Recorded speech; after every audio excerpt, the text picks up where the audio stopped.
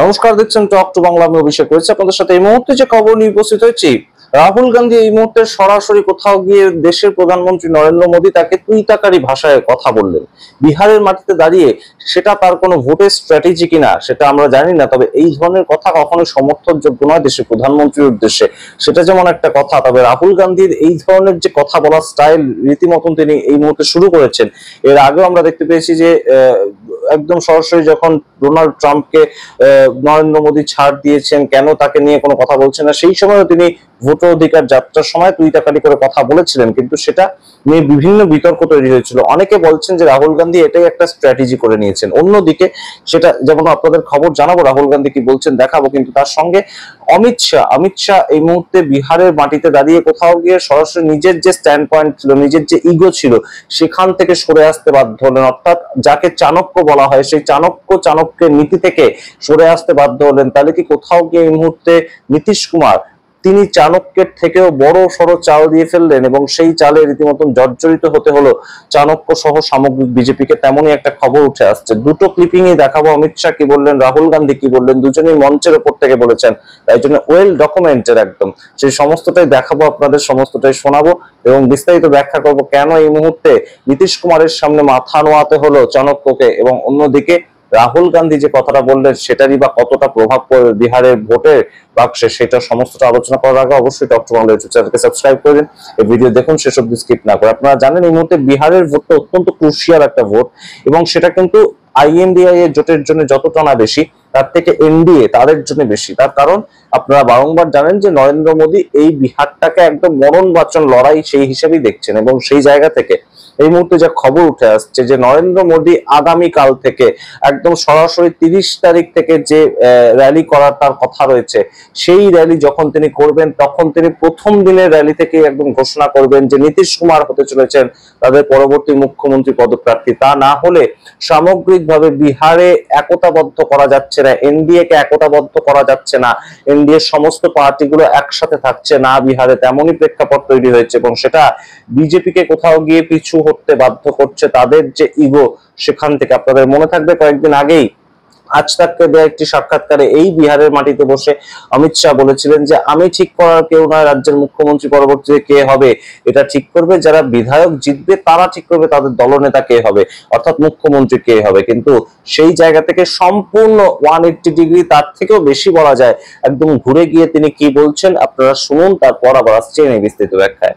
मैं लालू जी और सोनिया जी को कहना चाहता हूं कि बिहार में ना सीएम पद खाली है, दिल्ली में ना पीएम पद खाली है। आपके बेटों का नंबर नहीं लगने वाला है। यहां विकास पुरुष नीतीश कुमार जी बैठे हैं और वहां नरेंद्र मोदी जी बैठे हैं। नरेंद्र मोदी। আপনারা শুনলেন অমিত শাহের বক্তব্য। এবার আপনাদের সামনে একদম সরাসরি ব্যাখ্যা করি যে এই পরিস্থিতি কেন। এই পরিস্থিতি তার কারণটা হচ্ছে সম্রাট চৌধুরী গতকাল একটি সভা করতে গিয়েছিলেন। গতকাল তিনি একটি সভা করতে গিয়েছিলেন নিজের নেতৃত্বে। তিনি নিজে একজন ডেপুটি চিফ মিনিস্টার, সেই হিসেবে তার তো কিছু ফ্যান ফলোয়ার থাকবে। সেখানে 500 লোকও হয়নি। সম্রাট চৌধুরী সভা করতে গেছেন বিজেপির প্রার্থীর সমর্থনে, তিনি নিজে গিয়েছেন, সেখানে 500 লোকও হয়নি। শুধু এক জায়গার ছবির কথা বলছি না, অমিত শাহ এর আগের দিনে আপনাদের দেখিয়েছি যে ডেকে ডেকে মানুষদের নিয়ে আসছেন। আচ্ছা, সেগুলো তো হলো বিজেপি যেখানে দাঁড়িয়েছে বিজেপি প্রার্থী, কিন্তু এমন বিশেষ বিশেষ জায়গা আছে যে জেডিইউ সভায় প্রচুর প্লাবন হচ্ছে, জনপ্লাবন হচ্ছে, কিন্তু বিজেপি সেখানে সভা করতে গেলে, বিজেপি আশেপাশের বিভিন্ন কনস্টিটিউয়েন্সি গুলোতে সভা করতে গেলে কোনো মতেই বিজেপির কার্যকর্তারা ছাড়া আর কেউ সেখানে থাকছেন না। সাধারণ সমর্থক যারা তারা থাকছেন না, জেডিইউ সমর্থক যারা তারা থাকছেন না, এলজেপিআর তারা থাকছেন না। এবং এইটা কিন্তু এই মুহূর্তে একটা রীতিমতন বাস্তব চিত্র যে এলজেপিআর থেকে যে চিরাগ পাসওয়ান তিনি যে সরাসরি সমস্তিপুরে একদম মঞ্চের উপর থেকে নীতিশ কুমারকে পায়ে হাত দিয়ে প্রণাম করলেন এবং প্রেস কনফারেন্স ডেকে বললেন যে আমরা যতজন বিধায়ক পাবো আমরা নীতিশ কুমারকে মুখ্যমন্ত্রী বানানোর জন্য তাদেরকে দিয়ে সমর্থন করব। এটার কারণ আছে রীতিমতন, এবং সেখানেই থেমে থাকেন চিরাগ পাসওয়ান। তিনি রবিবার দিন তার বাড়িতে নীতিশ কুমারকে আমন্ত্রণ জানিয়ে নিয়ে গিয়েছিলেন, তাকে বরণ করেছেন এবং সেটা প্রচার করেছেন। এই প্রচারটা না করলে 29টার মধ্যে একটা আসনেও চিরাগ পাসওয়ানের দল তারা কেউ জিততে পারতেন না। এখনো জিততে পারবেন কিনা সেটা নিয়ে সন্দেহ রয়েছে, কিন্তু এই মুহূর্তে চিরাগ পাসওয়ানকেও যেমন ঝুঁকতে হয়েছে, ঠিক যেমন ভাবে আমরা বিভিন্ন জায়গায় দেখতে পাচ্ছি যে বিজেপির বিভিন্ন কার্যকর্তারা তারা নাজেহাল রীতিমতন তাদের পরিস্থিতি। তার কারণ বিভিন্ন জায়গাতে বিজেপির মধ্যে অন্তর্দ্বন্দ্বের যেমন বিভিন্ন খবর উঠে আসছে, বিজেপির যে সমস্ত নেতারা টিকিট পাননি তারা অন্তর্দ্বন্দ্ব অন্তর্কলহ শুরু করেছেন, ঠিক তেমন ভাবেই খবর উঠে আসছে কিন্তু যে পিছিয়ে পড়া দলিত আদিবাসী বিভিন্ন যে মানুষজন রয়েছেন সংখ্যালঘু তারা কোনো মতেই আর আসছেন না, বিজেপি প্রার্থীর সঙ্গেও প্রায় দেখা করতে আসছেন, এরকম একটা পরিস্থিতি তৈরি হয়েছে সেটা বিভিন্ন জায়গায়। এবং আপনাদেরকে জানাই যে অমিত শাহ যে সভায় দাঁড়িয়ে এই কথাটা বলছেন সেই সভাতে পর্যন্ত পিছিয়ে পড়া মানুষ, আদিবাসী মানুষ, অতি দলিত সম্প্রদায়ের মানুষ তারা আসেননি, এবং সবচেয়ে গুরুত্বপূর্ণ যেটা মহিলা ভোটার আসেননি।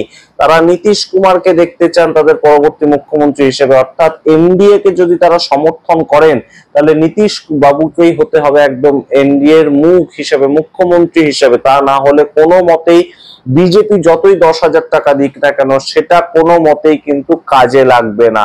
এই প্রেক্ষিতটা কাজ করছে, তাই জন্য অমিত শাহ এইভাবে একদম মঞ্চের ওপর থেকে তাকে ওপেন একদম সবার সামনে বলতে হচ্ছে যে বিহারে মুখ্যমন্ত্রী সিট ফাঁকা নেই, তার কারণ নীতিশ কুমার তিনি কাজের মানুষ, তিনি বসে আছেন। সুতরাং এটা গুরুত্বপূর্ণ একটা প্রেক্ষিত। এবার আপনাদেরকে জানাই যে রাহুল গান্ধী তিনি সরাসরি টুইটাকারি করে কথা বলেছেন এবং প্রধানমন্ত্রী নরেন্দ্র মোদী তাকে উদ্দেশ্য করে একদম প্রথম দিন তিনি প্রচারে নেমেছেন তেজস্বী যাদবের সঙ্গে, তখনই তিনি এই ধরনের যে বক্তব্যটা রেখেছেন সেটা কখনোই কাঙ্ক্ষিত নয়। কি বলেছেন রাহুল গান্ধী আপনারা আগে শুনুন। আম্বানির বিয়েতে কেন কিভাবে রাহুল গান্ধী যাননি এবং দেশের প্রধানমন্ত্রী গিয়েছিলেন সেটা নিয়ে কটাক্ষ করতে গিয়ে এই ধরনের মন্তব্য আপনারা শুনুন, তারপর আবার আসছি বিস্তারিত ব্যাখ্যায়। आपसे पूछना चाहता हूं, अंबानी की शादी हुई? देखी आपने? देखी ना? नरेंद्र मोदी गया था, राहुल गांधी गया? क्यों नहीं? राहुल गांधी क्यों नहीं गया? नरेंद्र मोदी क्यों गया? बात आप समझिए, नरेंद्र मोदी जी उनका औजार है।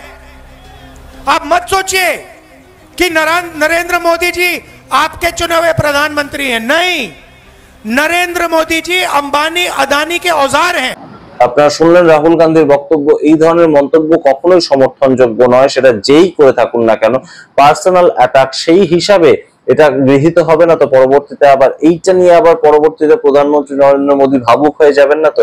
এই বিষয়গুলো উঠে আসছে এই মুহূর্তে এবং ভোটের বাজারে এগুলোকে যদি প্রচার করা হয়, এই ধরনের প্রচারগুলো কিন্তু মানুষের একটা সেন্টিমেন্টে আঘাত লাগতে পারে এবং সেটা কিন্তু কোথাও গিয়ে একদম ভোট বাক্সে কাজ করতে পারে। সুতরাং এটা যেমন একটা ফ্যাক্টর, অন্যদিকে আরেকটা ফ্যাক্টর উঠে আসছে এখানে যে রাহুল গান্ধী এই ভাষাগুলো জেনে শুনে প্রয়োগ করেন। তার কারণ বিভিন্ন সময় আমরা দেখতে পেয়েছি যে বিহারের মতন রাজ্যে একদম সহজ কথায় মানুষের মধ্যে যদি কথা পৌঁছে দেওয়া যায়, সেটা যদি ইংলিশে কথা না হয় খুব ভালো হয়, সেটা যদি হিন্দিতে কথা হয় তাহলে খুব ভালো হয়, কিন্তু সেটা যদি একদম রীতিমতন ঘরোয়া ভাষা হয়, মানুষের ভাষা হয়, ডেইলি ইউজের মতন ভাষা হয়, তাহলে তার গ্রহণযোগ্যতা অনেক বেশি থাকে। তাই জন্য তার এটা একটা স্ট্র্যাটেজি, এবং এই স্ট্র্যাটেজি যে ভালো না খারাপ সেটা বিতর্কের বিষয়, কিন্তু এটা একটা স্ট্র্যাটেজি যে রাহুল গান্ধী একদম ফুল ফর্মে ইলেকশনের প্রচারের মোডে চলে এসেছেন এবং তিনি সেই জায়গা থেকে তার মতন ভাবে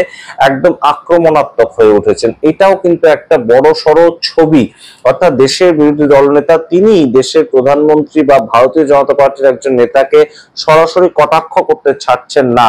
এইটাও কিন্তু একটা লিডারশিপের কোথাও গিয়ে কোয়ালিটি, সেরকম হিসাবেই অনেকেই দেখছেন এবং রাজনৈতিক বিশ্লেষকরা মনে করছেন এটা রাহুল গান্ধী জেনে শুনেই করছেন বা বুঝেই করছেন, তেমন একটা প্রেক্ষিত হতে পারে। সুতরাং এই মুহূর্তে বিহার ভোটটা কিন্তু সরগরম হয়ে উঠেছে। একদিকে যেমন রয়েছে তেজস্বী যাদব, তাকে মুখ্যমন্ত্রী পদপ্রার্থী ঘোষণা করে দেওয়া, সেটা অনেকটা এগিয়ে দিয়েছে ইন্ডিয়া অ্যালায়েন্সকে এবং সেটা বুঝতে পারছে সবচেয়ে বেশি যদি কেউ বুঝতে পারে সেটা এনডিএ জোট। এনডিএ জোটের প্রাথমিকভাবে বিভিন্ন মানুষেরা তারা বলতে শুরু করলেন, সম্রাট চৌধুরী বললেন, তার পরবর্তীতে উপেন্দ্র কুশওয়াহা বললেন, জিতেন রাম মাঝি বললেন যে নীতিশ কুমারই আমাদের মুখ্যমন্ত্রী। এটা আবার বলার কি আছে, কিন্তু এইভাবে বললে হবে না এবং কোনো মতেই দেশের স্বরাষ্ট্রমন্ত্রী যেভাবে বলেছেন আজকে স্টেজ থেকে সেইভাবে বললে হবে না।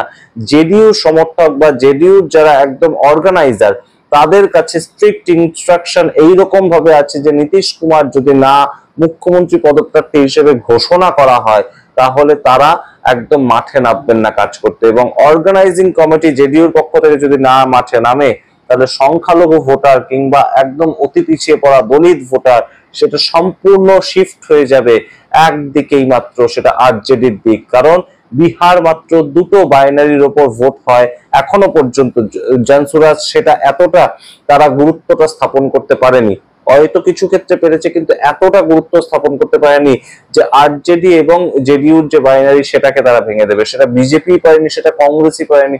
সুতরাং জানসুরাজের পারার তো কোনো প্রেক্ষিতই আসে না।